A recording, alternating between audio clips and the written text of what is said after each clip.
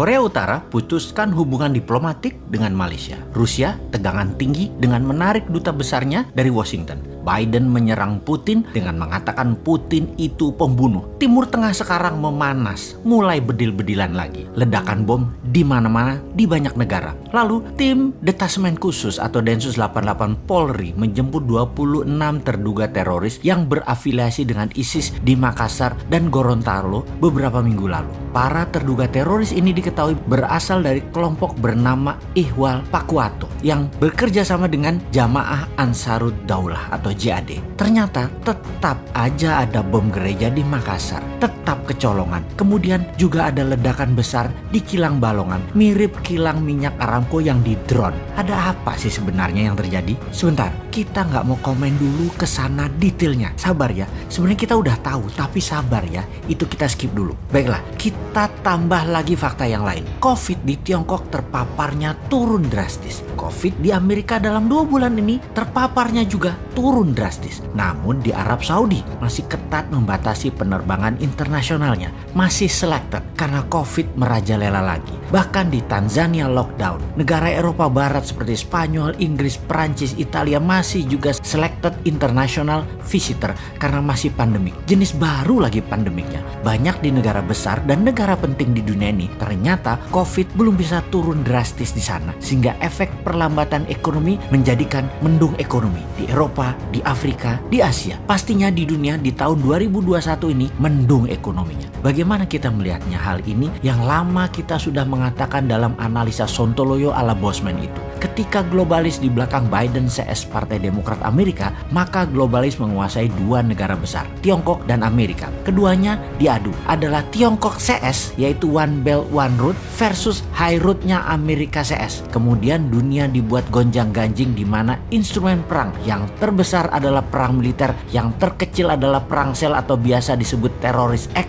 mulai dipakai lagi. Mulai terjadi semua kan saat ini. Dunia ini semua sedang berperang melawan virus sebenarnya. Dunia sedang berperang aslinya tuh melawan siapa? Melawan globalis karena emang dimainkan oleh globalis. Alatnya mereka yaitu 2 negara besar tadi, Amerika dan Tiongkok. Kemudian perang militer dan berbagai penyakit disebabkan oleh virus seperti Ebola, Cikunya, dan Corona. Disinilah cara bernegara Indonesia ditantang ke limit, ke batas kemampuan maksimum pemimpinnya, ke batas kemampuan maksimum politikusnya, dan ke batas kemampuan pejabatnya. Jadi apa yang terjadi di Indonesia saat ini seharusnya yang harus dilakukan? Kita tahu bahwa bentuk negara Indonesia bukan lagi seperti apa yang Founding Father Indonesia ini dibuat di awal pada saat Indonesia menyatakan dirinya menjadi negara. Indonesia ini bangsanya jadi dulu yaitu di tahun 1928. Baru negaranya lahir Indonesia itu yaitu di tahun 1945. Bergesernya bernegara saat ini karena kekuatan parlemen yang menguat ditambah kekuatan partai yang mencengkram dunia perpolitikan di Indonesia. Kita bukan lagi bentuk negaranya presidensial, tapi parlementer. Karena itu ketika parlemen bertaring terlalu kuat, siapapun presidennya tidak akan bisa main gigi 5. Full throttle itu tidak mungkin. Tetap harus bagi-bagi kekuasaan dan bagi-bagi permen keuangan. Lalu yang jadi masalah adalah pengetahuan bernegara masyarakat juga parah, dibuat jadi rendah. Jadi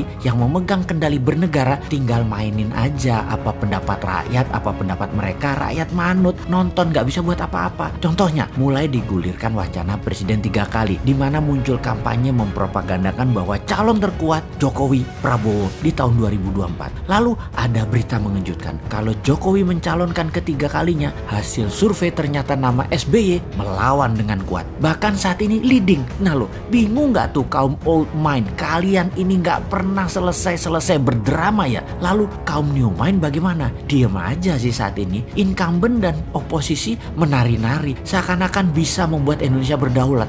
Ternyata sulit juga ya. Banyak orang yang gak tahu kalau saat ini Indonesia dipengaruhi Tiongkok dan IMF secara absolut. Banyak yang gak sadar dan banyak yang gak tahu. Paling banyak adalah yang gak peduli. Begini deh, kan 3 kali presiden menjabat masih wacana. Bagaimana kalau kita tambahkan wacana lagi, yang lain lagi? Ini kalau old mind punya nyali dan old mind punya kesadaran bernegara, yaitu cinta rakyat. Saat ini old mind berkuasa 100% di parlemen dan di pemerintahan. New mind di pinggiran, tak bertaring, tak berkuasa. Namun demi bangsa dan negara, beranikah sistem bernegara kita Indonesia tercinta ini untuk pilpres nanti lepas threshold 20% suara parlemen parlemen untuk calon presiden bisa dicalonkan. Suara 5% saja dan boleh mengajukan sepasang. Jadi banyak partai tidak harus berkoalisi. Terbukti 4 kali pilpres gabungan partai-partai calon presiden dan wakilnya tidak pernah terlalu cantik pasangan keduanya setelah menjabat. Jadi bagaikan pasangan nikah tanpa cinta. Ya sudah, sekarang kita usulkan suara parlemen turunkan dari 20% ke 5% untuk ambang batas calon presiden dan langsung bisa mengajukan sepasang. Syarat berikutnya, total pasangan calon tidak boleh 7 pasang dengan menghitung suara parlemen dari suara terbanyak. Jadi apa yang terjadi? Misalnya pasangan PDIP dan Gerindra, Pak Jokowi dan Pak Prabowo, itu sudah 30% suara parlemen. Tapi masing-masing ternyata kreatif. Masing-masing mencalonkan diri sendiri. PDIP mencalonkan Ganjar dan Puan. Gerindra mencalonkan Pak Prabowo dan Pak Sandi Uno. Kemudian Golkar mencalonkan Erlangga dan Tito. Golkar bisa calonkan sendiri tentunya. Partai Demokrat Perjuangan mencalonkan SBY dan AHY. Demokrat KLB mencalonkan Muldoko dengan Ahok. Nasdem Pak Surya Paloh dengan Ridwan Kamil. PKS Anies dengan Habib Rizik. PKB Caimin dengan Deddy Corbuzier. PAN P3 mencalonkan Gatot dan Din Samsudin. Siapapun itu silahkan bertanding. Mainnya nanti 2 babak jika tidak ada pemenang yang mendapatkan suara 50% plus 1 suara. Jadi tanding ulang 2 yang teratas. Dengan demikian peluang putra bangsa terbaik untuk bisa membangun bangsa negara menjadi terbuka lebar. Lalu kita dengan santainya bertanya, maaf itu semua calon tadi rasanya old main semua deh. Yang new main mana? Oh ada, bagaimana kalau Pak Jokowi 3 kali wakilnya si Sontoloyo ini? Piye Pak? Cocok iki kombinasinya.